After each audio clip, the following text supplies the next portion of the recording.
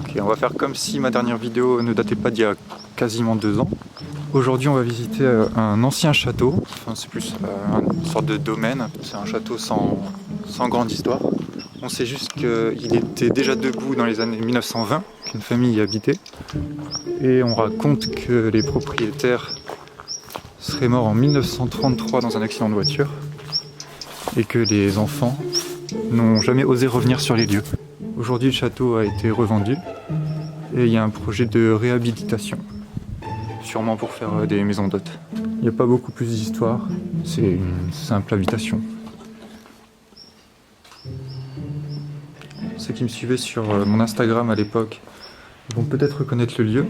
J'étais déjà venu en 2018, mais j'avais pas eu le temps de faire une vidéo. Et j'ai voulu revenir aussi pour refaire des photos parce que les anciennes ne me plaisent pas. Et aussi parce que les travaux avancent. Donc le lieu ne sera bientôt plus visitable. Aujourd'hui je reviens, sûrement pour la dernière fois. Donc on va en profiter pour faire max d'images. Je suis content de voir que la voiture est toujours là. C'est une Citroën XM. Bon, elle a pris un sacré coup, mais elle est toujours là. Là pour l'instant on est dans la partie où il n'y a pas grand chose à voir. Le plus intéressant forcément ça sera dans la partie habitation. Juste là-bas, et on garde ça pour la fin. Là on a un escalier, je sais pas si ça vaut le coup de tenter l'aventure.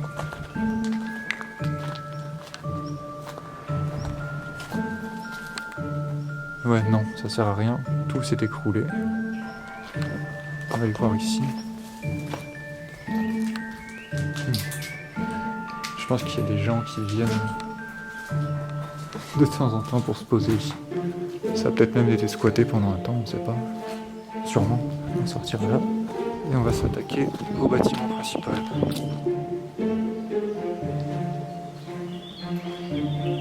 Il y a vraiment une grande partie du bâtiment qui s'est effondrée.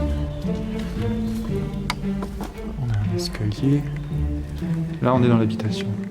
On ira voir à l'étage après.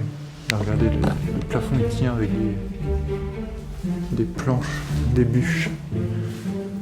Je sais que c'est vraiment pas solide. Ça c'est l'escalier principal, vraiment magnifique. Il y a eu beaucoup de passages dans ce lieu, donc forcément il est plus comme il était à l'époque où il a été abandonné. Je sais même pas s'il y a quelqu'un sur le lieu. Là, on a un billard sans trou. Il me semble que c'est le billard français, mais je suis pas sûr du tout. Et je sais pas comment ça se joue. On a encore le lustre. Vraiment d'époque. Ici on avait la cuisine. Il n'y a vraiment plus rien. Il faut se dire que le lieu a été abandonné dans les années 30. Donc ici on peut imaginer que ça a été squatté avec la vieille télé. Je ne sais pas si elle était là avant. Non, je pense qu'elle a été ramenée plus tard par des squatteurs. On va ouvrir la porte.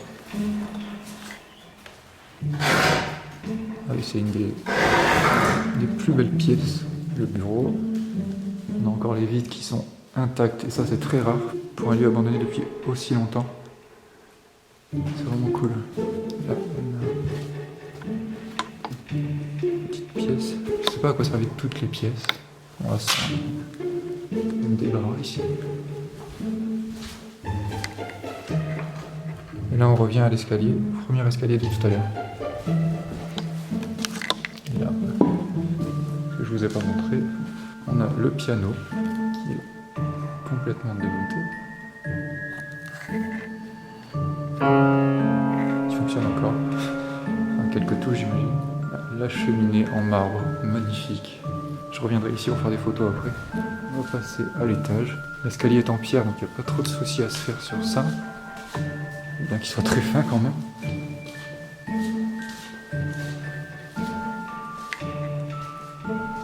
On ira par là après.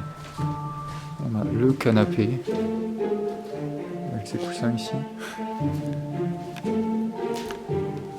On voit vraiment que c'était une autre époque. Là on est dans un des pigeonniers, comme on verra mieux de l'extérieur, je vous remontrerai tout à l'heure. Il y a beaucoup de pigeons qui viennent squatter dedans.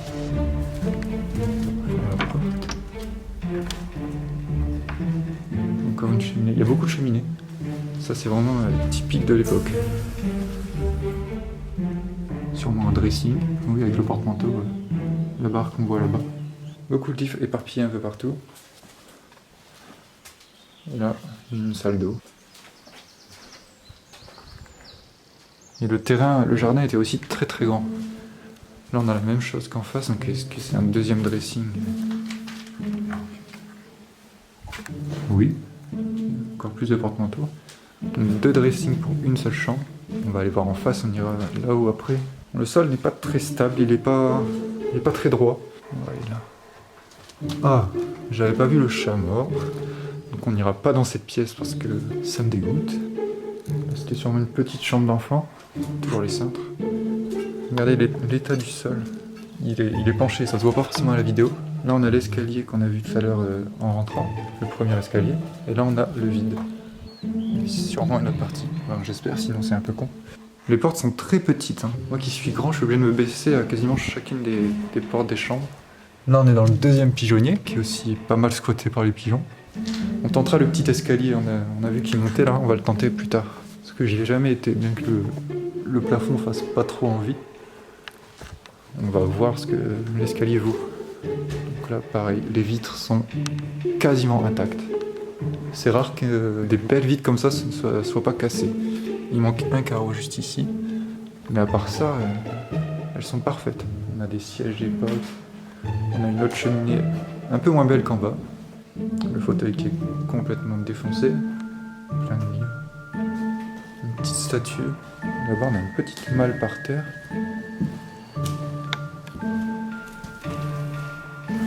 Avec un vieux classeur.